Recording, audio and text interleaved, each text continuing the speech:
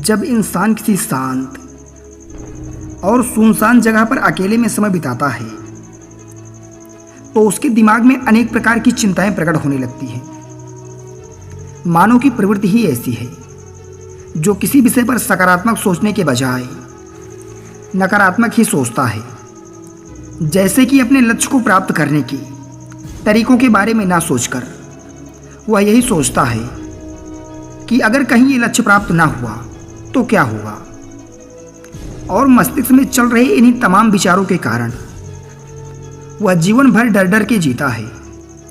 और आखिर में यही डर मनुष्य की लक्ष्य प्राप्ति में असफलता और पतन का कारण बनता है। ऐसा मनुष्य जो खुद पर ही विश्वास नहीं करता, भला वह कैसे सफल हो सकता है। ऐसे लोगों के विषय में अगर कहा जाए कि उन्हें खुद के ही मनुष्य होने पर विश्वास नहीं, तो यह सर्वथा गलत ना होगा, परंतु वही बुद्धिमानी से इस डर का प्रयोग सही जगह पर किया जाए तो यही डर उसकी सबसे बड़ी ताकत भी बन सकती है। यह प्रवचन एक सन्यासी एक लकड़हारे को सुना रहे थे। संध्या का समय था। दोनों जंगल की एक पगडंडी के रास्ते से चले जा रहे थे, परंतु सन्यासी द्वारा कहे गए ये शब्द लकड़हारे को समझ नहीं आई। वो सोच में पड़ गया कि आखिर डर में ताकत कैसे हो सकती है। डर तो आदमी को कमजोर बनाता है। अपने मन में उमड़ रहे सवालों पर जब वह काबू ना पा सका तो उसने सन्यासी से पूछा कि महात्मन, आप ये क्या कह रहे हैं? भला डर में ताकत कैसे हो सकती है? डर तो आदमी को कमजोर बनाता है। उसे तो अपने डर को दूर करना चाहिए। लकड़हारा अपनी बात कह ही रहा था, उसी बीच उसे शेर की दहाड़ सुनाई दी। शेर की गर्जना सुनकर लकड़हारे के रोंगटे खड़े हो गए। वह कांपने लगा।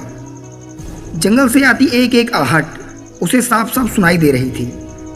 उसके कदम एकदम वहीं रुक गए। वह बहुत घबरा गया। लकड़हारा अपने आप को सामान्य करने का प्रयास कर रहा था। कुछ देर बाद जब खतरा टल गया तब सन्यासी ने कहना शुरू किया। सन्यासी ने कहा, अभी जब तुम शेर के भय से डरे हुए थे तब तुम्हारे शरीर का एक एक रोम जग गया था।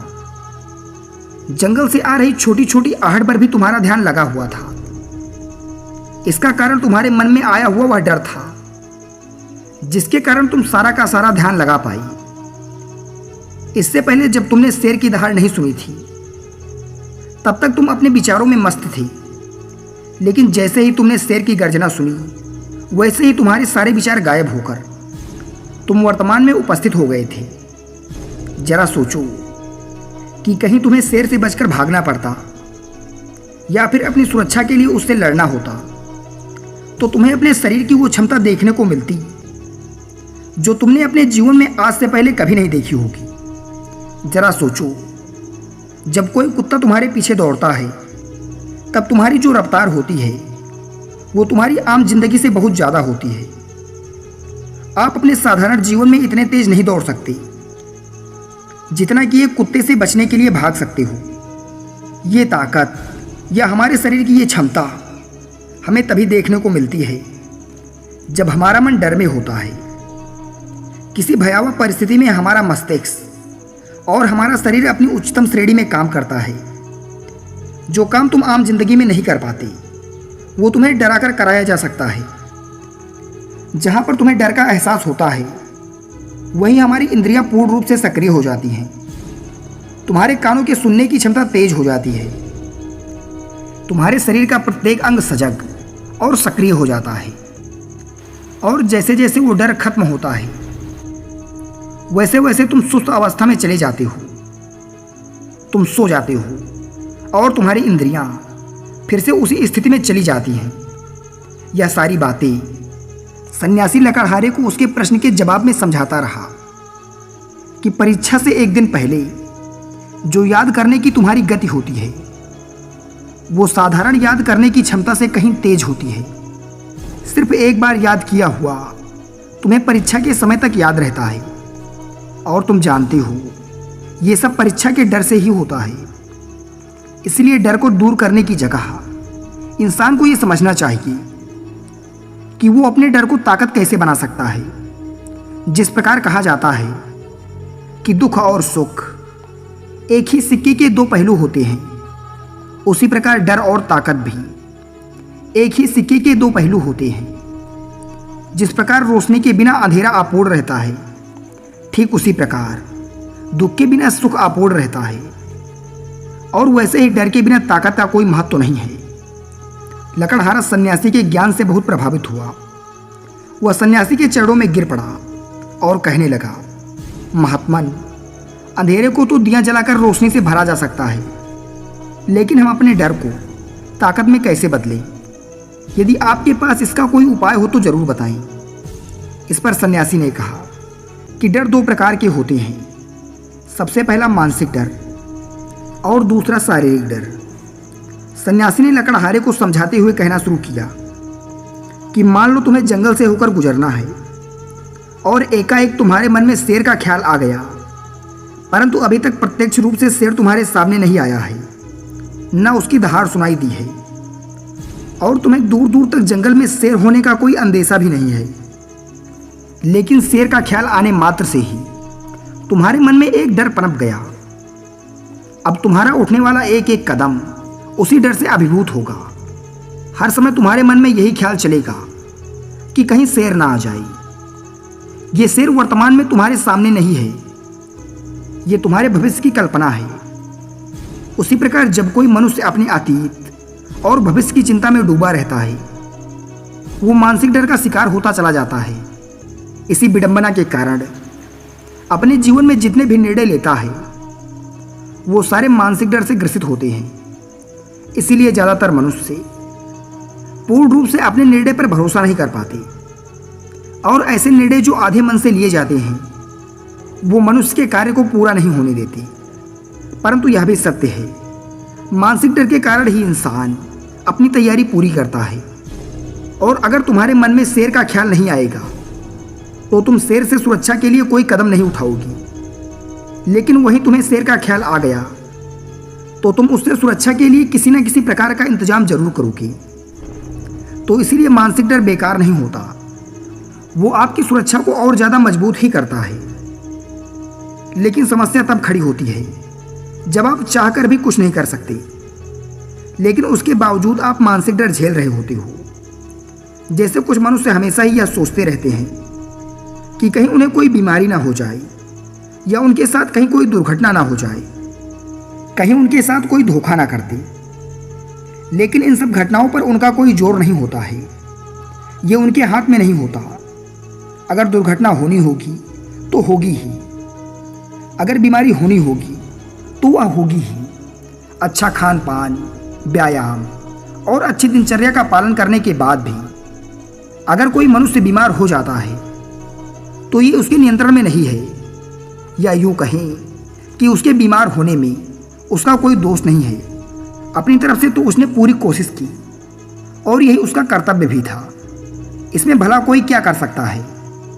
जो घटना इंसान की पहुंच से परे है, वो उनसे भी अनावश्यक ही परेशान होता रहता है, उनसे भी उसका मन घबराता रहता है, और यही मानसिक डर उसके पतन का कारण बनता है। परंतु वहीं इसी मानसिक डर को अगर सही तरीके से इस्तेमाल करें तो वही मनुष्य समझदार और अनुभवी कहलाता है। जो इंसान ये सोचता है कि कांटे सिर्फ दर्द देने के लिए नहीं बने हैं, वो ये भूल जाता है कि कांटे ही पुष्प की सुरक्षा भी करते हैं। इसी प्रकार एक विद्वान मनुष्य किसी भी चीज़ का प्रयोग एक सकारात्मक तरीके से ही कर सकता है, लेकिन एक अज्ञानी मनुष्य अपनी अज्ञानतावश सकारात्मक परिस्थिति में अपने आप को कोसता रहता है और उन चीज़ों को भी छोड़ देता है जो उसके लिए उपयोगी होती हैं। विवेकशील मनुष्य फेंके गए पत्थर का भी महल खड़ा कर लेता है, लेकिन एक अज्ञानी मनुष्य उन्हीं पत्थरों को दूसरों पर फेंक कर अपनी अज्ञानता का प्रदर्शन करता रहता है। अगर किसी आदमी को अपने मानसिक डर को ताकत में बदलना है तो उसके कुछ नियम हैं, कुछ उपाय हैं, जिसमें सबसे पहला उपाय यह है कि अपने विचारों का निरीक्षण। अगर हम अपने जीवन में अपने विचारों का निरीक्षण करेंगे तो हम पाएंगे कि ज़्यादातर विचार हमारे काल्पनिक होते हैं, और इसीलिए जो डर उन विचारों के कारण पनपता है वो भी काल्पनिक होता है। ज़्यादा सोचने वाले लोगों को सोचने के सिवा कुछ नहीं मिलता, तो वे अनावश्यक चीज़ों के बारे में सोचना शुरू कर देते हैं। और वो बेकार के विचार उसे तो परेशान करते ही हैं, साथ ही साथ उसके परिजनों को, उसके सगे संबंधियों को भी परेशान करते हैं। इसीलिए ज़्यादा सोचने वाले लोगों को ये समझना चाहिए कि मन में उठ रहे तमाम विचारों में से काम के विचार कौन से हैं और बेकार के विचार कौन से हैं। जो निरर्थक विचार हों उन्हें दूर करते जाओ, और जो सार्थक विचार हों उन पर गहराई से विचार करना शुरू करो। तभी तुम्हारी समस्याओं और तुम्हारी उलझन का समाधान होगा। मानसिक डर को दूर करने का दूसरा उपाय है उसका सामना करना। डर को निकालने या डर को दूर भगाने या न डरने का मतलब यह नहीं है कि तुम किसी शेर के सामने खड़े हो जाओ, बल्कि इसका मतलब यह है कि पूर्ण सुरक्षा और सजगता के साथ तुम जंगल में जा रहे हो। यदि जंगल में जाना अत्यंत आवश्यक हो तो तुम शेर के डर से अपने घर में नहीं बैठ सकते हो। इसी प्रकार मनुष्य के जीवन में बहुत सारे डर होते हैं, जैसे कि एग्जाम का डर, लक्ष्य को प्राप्त न कर पाने का डर, झूठ बोलने पर पकड़े जाने का डर, सच को छिपाने पर उसके पता चलने का डर, अपने को खो देने का डर, दुर्घटना हो जाने का डर। लेकिन जैसे जैसे समय के साथ इन डरों का सामना किया जा सकता है, वैसे वैसे ये डर जीवन से दूर होते चले जाते हैं। अगर तुम इनसे बचने का प्रयास करते हो तो ये जीवन भर तुम्हें सताते रहेंगे। ये तभी दूर हो सकते हैं जब तुम इनका सामना करो। कुछ लोगों को दूसरों के सामने अपनी बात कह पाने का भी डर लगता है। ऐसे लोगों को चाहिए कि वह अनजाने लोगों से बात करें। जितना ही वह लोगों से बात करेंगे उतना ही उनके मन से उतना ही वह डर दूर होता जाएगा। मानसिक डर को ताकत में बदलने का तीसरा उपाय है अपने डर को स्वीकार करना। बहुत से लोग अपने लाइफ में अपने डर को स्वीकार नहीं कर पाते। अगर आप उनसे पूछेंगे कि उन्हें किसी चीज़ से डर लगता है तो वो साफ साफ इनकार कर देंगे कि उन्हें किसी चीज़ से कोई डर नहीं लगता। या झूठ वो दूसरों की नज़रों में अपने आप को उठाने के लिए उन्हें बहुत महंगा पड़ता है। अगर वो अपने डर को स्वीकार करना नहीं सीखेंगे तो वो जीवन पर्यंत अपने डर से मुक्त नहीं रहेंगे। इसीलिए समझदारी इसी में है कि अपने डर को स्वीकार करना सीख लिया जाए। अगर आपको किसी चीज़ से डर लगता है तो किसी से शर्माने और झिझकने की ज़रूरत नहीं है। आपको यह बात पता होनी चाहिए कि हर इंसान को किसी न किसी चीज़ से डर जरूर लगता है, और जैसे ही आप पाएंगे कि आप अपने डर को स्वीकार करते हैं वैसे ही आपका डर खत्म होना शुरू हो जाता है। और जितना ही आप अपने डर को छुपाने की कोशिश करेंगे आपका डर उतना ही मजबूत होता चला जाएगा।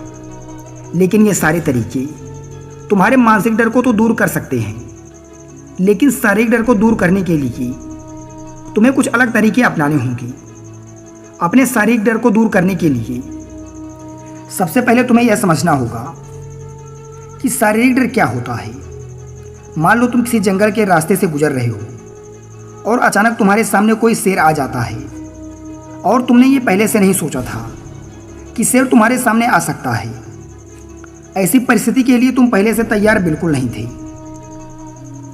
लेकिन जब वो तुम्हारे सामने आता है तो तुम्हारी सारी गतिविधियां शिथिल हो जाती हैं, तुम्हारी सांसें अटक जाती हैं, मस्तिष्क काम करना बंद कर देता है और तुम्हारा दिल तेजी के साथ धड़कना शुरू कर देता है।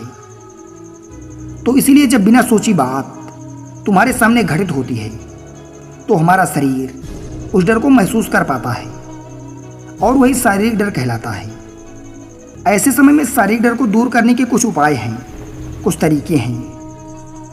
सबसे पहला उपाय तो यही है कि अपने ऊपर सही नियम रखें। जब किसी मनुष्य के साथ अचानक कोई बिना सोची घटना घटित होती है तो सबसे पहले उसका धैर्य उसका साथ छोड़ देता है और धैर्य टूटने के साथ उसका मस्तिष्क चेतनाहीन हो जाता है और वह कार्य करना बंद कर देता है। या यूं कहें कि मनुष्य के सोचने की क्षमता का क्षण भर में ही नाश हो जाता है, जिससे वह उस कठिन समस्या में सही निर्णय नहीं ले पाता, क्योंकि हमारा शरीर उसी कार्य को करेगा जिस प्रकार हमारा मस्तिष्क उसे कोई आदेश या निर्देश देगा। अगर मस्तिष्क से सोचने की क्षमता छीड़ हो गई तो हमारा शरीर भी शिथिल हो जाता है। तो इसीलिए अगर कठिन समय में मनुष्य अपने ऊपर संयम रखता है तो उसका मस्तिष्क परिस्थितियों के अनुसार कार्य करने में सक्षम रहता है और वो सही निर्णय लेकर उस परिस्थिति से तत्काल बाहर आ जाता है। यहाँ पर समझने वाली अगली बात यह है कि हमारे जीवन में कभी कुछ भी घटित हो सकता है। मानव जीवन बड़ा ही चमत्कारी होता है। वह हमारी सोच के अनुसार नहीं चलता, बल्कि कहीं ना कहीं हमें उसके अनुसार भी चलना पड़ सकता है। और यही जीवन की खूबसूरती होती है। अगर आपको आज ही पता चल जाए कि आने वाले 10 साल तक आप क्या कर पाएंगी, तो आपके जीवन में रुचि खत्म हो जाएगी। लेकिन अगर जीवन एक रहस्यमय किताब की तरह बना रहेगा तो रोज हमें एक नए आयाम देता रहेगा, तो आप अपने जीवन से कभी नहीं थकेंगी। आपका जीवन आपको आश्चर्यचकित करता रहेगा। इसीलिए ये समझो कि जीवन में कुछ भी घटित हो सकता है, तुम्हारी सोच से परे भी घटित हो सकता है। इसीलिए जीवन में सारी चीज़ें अपने अनुसार ना हो तब हमें घबराना नहीं चाहिए। एक बात जीवन में हमेशा याद रखें कि सब कुछ अच्छे के लिए ही होता है।